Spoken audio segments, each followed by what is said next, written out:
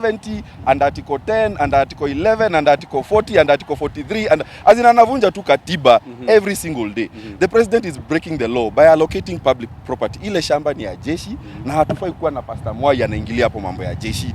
Hafai kuwa anapewa shamba hapo hivyo. And if you don't believe me, just go to your Google map. Zoom in kwa Google map, uangalie TRM drive ile iko na ukuje uangalie ile shamba. Ile shamba ni kuibwa inaibiwa. Na ni shamba ya jeshi inaibiwa. So the best thing is that ile contribution ya Mwai alipewa na President Ruto waachane nayo. Hiyo shamba turudi tuangalie kwa vitabu tena, and if it is army property ibaki kuwa army property. Wacheni kuibia wanajeshi wetu shamba zao na tayari hawana pesa ya kutosha. Everybody is suffering, the police umeweka pale wanapigana wanaishi kwa mabati. This needs to change. President Ruto, you have enough. You have helicopters, you have money, you have Mercedes, uko na hadi unavaanga 10 million outfit. Si wachane na sisi hatuna kitu. You have taken everything from this country. Haven't you had enough? At what point do you say this is enough?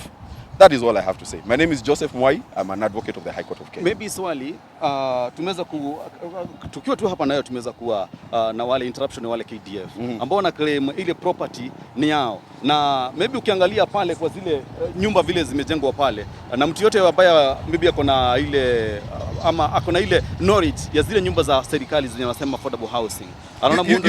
You just need to look at the houses. Nyumba ya umeambiwa ni ya KDF ni ile pale. Just look at it and uangalia affordable housing. If they look the same, then it's the same. Tunasemanga if it walks like a duck, quacks like a duck, it is a duck. Angalia ile nyumba and uangalia affordable housing. Kama zinafanana, tujiulize, zinafanana kwa nini? Then jeshi wanawekwa next to the main road kwa nini?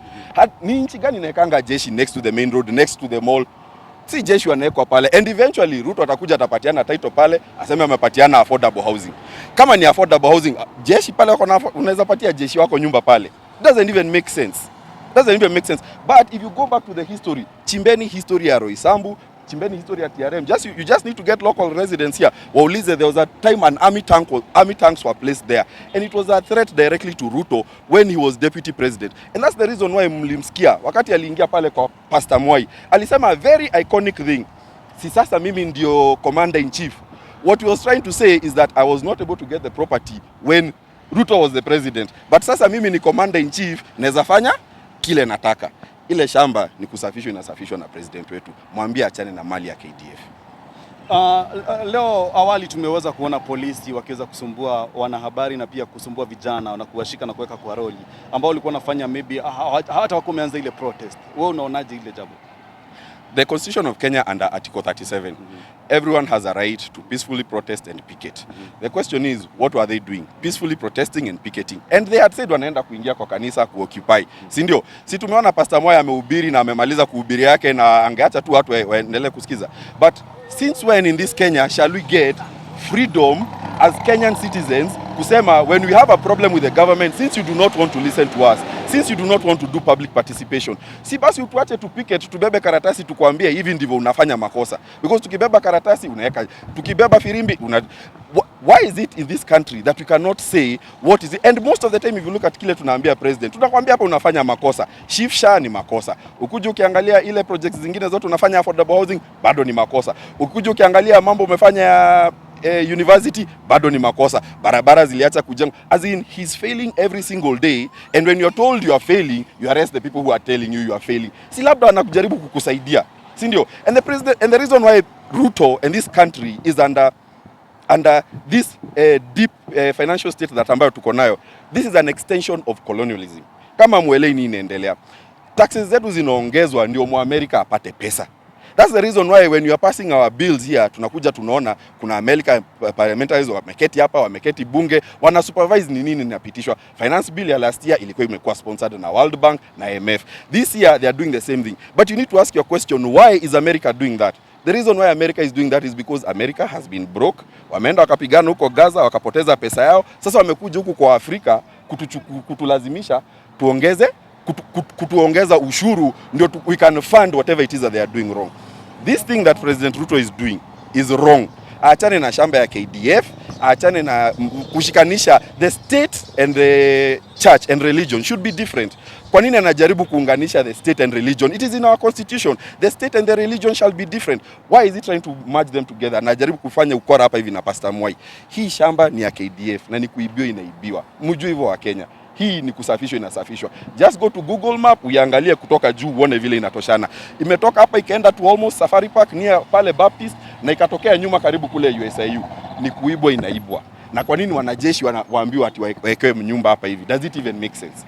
It's a false thing. It's a false thing that is being lied to this country. Ruto mwambie aache wizi. Fanya kazi yako, ongoza nchi, wacha kuiba.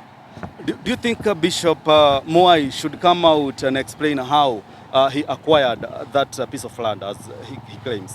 You see, we always say the truth shall set you free. Si any pastor akuje aseme ukweli. Tutaiangalia tu kama ni ukweli, tutaiangalia, tutaiongea. Everybody else can be able to see that it is the truth. Si ni pastor amulike vitu zake kila mtu aione. Si ndio? Kama anaongea ukweli amulike vitu zake mbele ya kila mtu aione. Pastor Mwai hapa kuna kanisa, next kuna kanisa ingine. Pale kuna kanisa, hapa kuna kanisa. Kanisa zote hizi hapa, ulechagua ile moja kupatia 20 million. Si ungepatia kanisa 10 tu kama unataka kusaidia watu wa Roysambu hivyo. Si ndio? It is a lie. Then you give them 20 million, then you give them a property, then you promise them 100 million. Amoni kama kuna kasoro hapo hivyo. There is something that is off. And a president dedicating 100 million, imededicatiwa wapi na parliament? Which parliamentary budget imeallocate hiyo kitu? Ni nani alipitisha kwa bunge? Which laws allow a president to build a church? Which laws allows a president to contribute 100 million? Ni sheria gani hizo? Shida ya Ruto ni wameenda wamejaza pesa. Sasa yeye hata akisema 100 million, anaona ni kama amesema 100. Kwake ni pesa kidogo sana. Akisema 20 million, anaona kama amesema 20,000. Because amezoea million, wameiba billion. Siku hizi wameanza kuiba trillion. Si ndio? Juzi tumesoma kwa gazeti wamepoteza 1.3 trillion. 1.3 trillion could run this country. Basi sasa hatuna hiyo pesa, ziko kwa mfuko ya about 100 individuals, wanagawanyia wao kwa wao. So this is also part of the greater scheme ya president kujaribu kutuibia. And I will tell you this and I'll tell you very honestly, Ruto must go. Because unatuibia, hautufanyii maendeleo, sera zako hazifanyi kazi, na mtu akishindwa kazi, hata kwa ofisi, hata house girl akishindwa kufanya kazi, hata mfanyakazi yote akishindwa kufanya kazi, anaambiwanga tumejaribu kufanya na wewe umetoka. Ruto, it is time that you exercise Article 145 and Article 144 of the Constitution. You have failed this country, you are incapable, you suffer from incapacity, you suffer from gross violation of constitution, you suffer from gross misconduct. Hizo zote ni sheria za Kenya, si sheria zangu. Endo usome Article 145, Article 144. Na tuulize parliament, since the president has proved to be incompetent, why are you not impeaching him? Simulishajifundisha kuimpeach na Gachagua, hata huyu muimpeach. He's incapable. Look at our GDP, look at things in Kenya. They are not working. And if it is not working, we just accept it is not working. It is time for you to step aside. Ruto, hii nchi imekushinda, ulijaribu, it was a good turn, it was a good run, umejaribu, hustler nation, imeanguka. Tuachilie tukue huru, patia mtu mwingine nafasi ya kuwa rais. Si lazima uanguke na ugoje kuimpeachiwa na ugoje tukukasirikia. Ukiondoka watu watafurahi na wewe, waachane na wewe. It is time for you to let go of that seat. You have proved to be incapable. You are not running the country, and what you are doing is that you are stealing our resources. Ruto, achana na hii kiti. Achana na hii kiti, uende uenjoy mali yako Sugoi, achana na Wakenya. Si tutaachana na wewe, but leave this country alone. Hii wiki tumeweza kuona maybe wakifanya ile MOU kati ya Raila Omolo Odinga na Ruto president. Maybe kwa maoni yako ni yapi, na kuhusiana pia Gen Z ni kama umesimama ile gap ya kuwa au ndo nikaa sasa wana face opposition au ndo umekuwa opposition since Raila Omolo Odinga amejoin serikali? Well, one thing that Kenyans don't understand is that Raila is not just a con man. He's a liar. And if you don't believe that Raila is a liar, I want to say something very categorical. Raila hajaitaka kukuwa president. Msidanganywe, hiyo ni uongo. And I will show you using data that Raila hajaitaka kukuwa president. Wakati alisema ameibiwa uchaguzi, everybody knows according to the constitution that after an election you have 7 days to file an election petition. Raila filed his election petition, and in the election petition you are supposed to accompany your petition with an affidavit ambayo imeshikanishwa na hiyo petition. Raila akapeleka affidavit ya page kidogo, alafu akakuja kotini the next day kusema oh by the way kuna vitu nilikuwa nimesahau kwa affidavit. Sasa hiyo akona lawyers akina Orengo, akina Awale, akina Kalonzo, he has so many advocates. Unataka kuniambia uko na wakili more than 20 wakasahau date ya kufile document? It was intentional. Alijisahaulisha kufile document. And then what happened? He went to that case and won. Ikasema uchaguzi irudiwe. What did Raila say? Hata participate. Is that someone who wants to be president? Is that someone who wants to be president? Wewe unaenda unasahau kuleta evidence, alafu bado unashinda kesi, alafu unakataa kuparticipate. Raila is very comfortable in the handshakes. Alipiga handshake na Moi, alipiga handshake na Uhuru, alipiga handshake na Kibaki. Sasa amepiga handshake na nani Bwana Ruto. It is a trend. How many times do you need to see that the handshake is a trend? Ameshafanya mara 4. It is a trend. We know that Raila does not want to be president. He just wants to be within the echelons of power. Ako hapo hivyo, apewe red carpet, apewe dignitary, ende EU, but Raila has never wanted to be president of this country. Musidanganywe, inakuanga uongo kabisa. Do you think the constitution needs to put limit when it comes to handshake limit? Well, the position that they will give him is already unconstitutional. It is not in the constitution. Ni kama position ya Musalia Mudavadi.